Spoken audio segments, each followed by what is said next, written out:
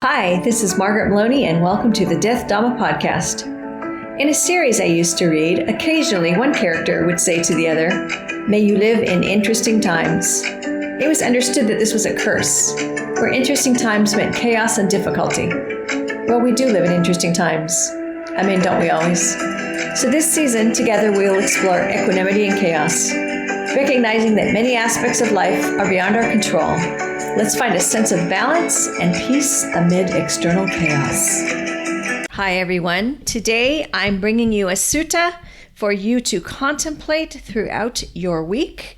And I think that you will see what it has to do with equanimity. And if you don't, then like I said, it's something to think about during this week. But it is the Lokavipati Sutta, the failings of the world. And in it are discussed what we call the vicissitudes. So, and this is Angutta Nakara 8.6. Monks. These 8 worldly conditions spin after the world, and the world spins after these 8 worldly conditions. Which 8? So this is the vicissitudes. Gain and loss, status and disgrace, censure and praise, pleasure and pain. So you could almost see how we might think of these in pairs, right? These are the 8 worldly conditions that spin after the world, and the world spins after these 8 worldly conditions. For an uninstructed run-of-the-mill person, hi, me, that's me, there arise gain, loss, status, disgrace, censure, praise, pleasure, and pain. For a well-instructed disciple of the Noble One, goals for me and many of us, a well-instructed disciple of the Noble One, there also arise gain, loss, status, disgrace, censure, praise, pleasure, and pain. So what difference then? What distinction? What distinguishing factor is there between the well-instructed disciple and me, the uninstructed run-of-the-mill person? For us, Lord, the teachings have the Blessed One as their root, their guide, and their arbiter. It would be good if the Blessed One himself would explicate the meaning of this statement. In other words, teach it to us, explain it to us. Having heard it from the Blessed One, the monks will remember it. In that case, monks, listen and pay close attention, I will speak. As you say, Lord, the monks responded. The Blessed One said, gain arises for an uninstructed, run-of-the-mill person. He does not reflect gain has arisen for me. It is inconstant, stressful, and subject to change. He does not discern it as it actually is. Loss arises, and status arises, disgrace arises, censure, praise, pleasure arises, pain arises. He doesn't reflect pain has arisen for me. It is inconstant, stressful, and subject to change. He does not discern it as it actually is. So for all 8, basically, some of us see this arising and don't recognize it as, impermanent, basically, right? We don't recognize it as impermanent. His mind remains consumed with the gain. His mind remains consumed with the loss, with the status, or the disgrace, or the censure, or the praise, or the pleasure. His mind, or her mind, right, remains consumed with the pain. He, or she, welcomes the arisen gain and rebels against the arisen loss. Welcomes the arisen status and rebels against the arisen disgrace. Welcomes the arisen praise and rebels against the arisen censure, welcomes the arisen pleasure, and rebels against the arisen pain. As he is thus engaged in welcoming and rebelling, he is not released from birth, aging, or death, from sorrows, lamentations, pains, distress, or despairs. He is not released, I tell you, from suffering and stress. Now, gain arises for a well-instructed disciple of the Noble Ones. He reflects, gain has arisen for me, but it is inconstant, stressful, and subject to change. He discerns it as it actually is.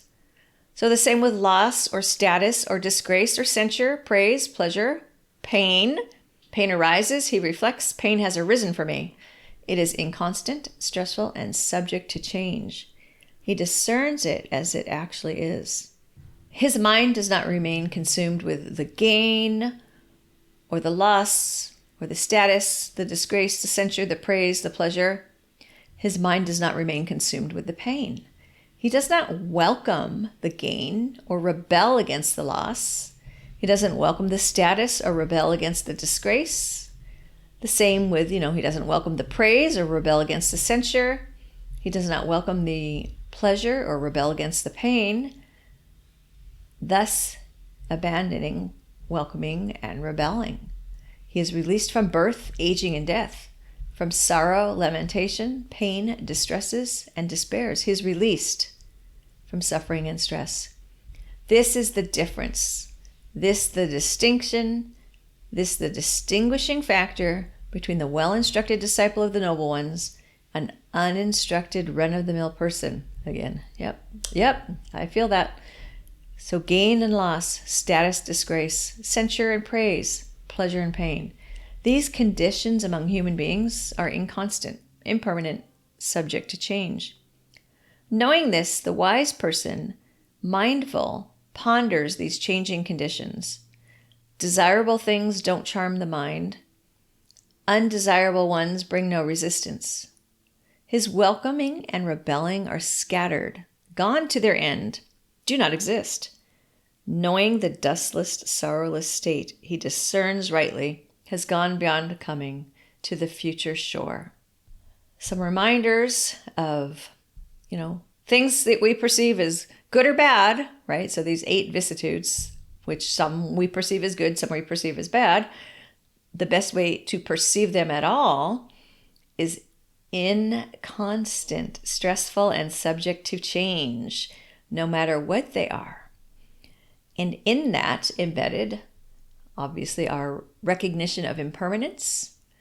But I do believe that it would be equanimity also that would help me view something that arises like, pain or gain or praise or censure, and to be able to view that with the correct view of inconstant and, resulting in stress.